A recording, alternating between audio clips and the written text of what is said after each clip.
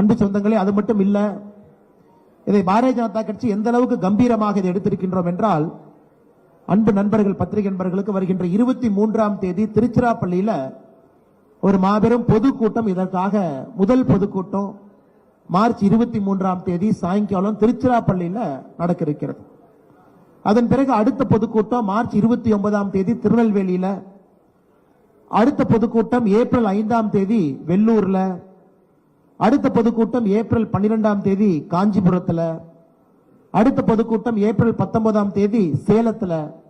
அடுத்த பொதுக்கூட்டம் ஏப்ரல் 26ஆம் தேதி சென்னையில, மே 3ஆம் தேதி மதுரையில, கோயம்புத்தூர்ல மே 11ஆம் தேதி அனைத்து தமிழகத்தினுடைய மண்டல்கள், நம்முடைய பாரதிய ஜனதா கட்சியினுடைய மண்டல் இருக்கக்கூடிய பகுதிகளில்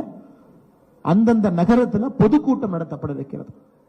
எனக்கு தெரிஞ்சு மே 11ஆம் தேதியே தமிழகத்தினுடைய குரலாக இந்த பொதுக்கூட்டத்தில் வரக்கூடிய மக்களுடைய எண்ணிக்கை, சாமானிய மனிதனுடைய குரலை பார்க்கும் பொழுது எனக்கு தெரிஞ்சு முதலமைச்சர் அவர்களே தன்னுடைய முடிவை மாற்றிக்கொண்டு விடுவார் என்கின்ற நம்பிக்கை எங்களுக்கு இருக்கு.